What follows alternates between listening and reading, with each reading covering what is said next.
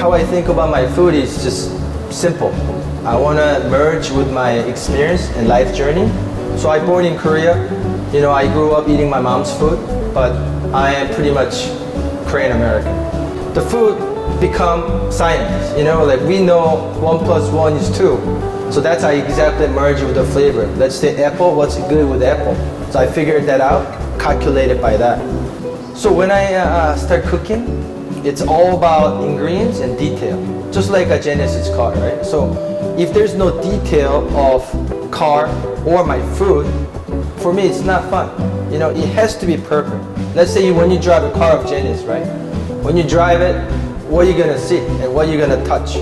So everybody can figure out the entire thing. When I eat, I want to make sure my customer know exactly how they eat. I like it.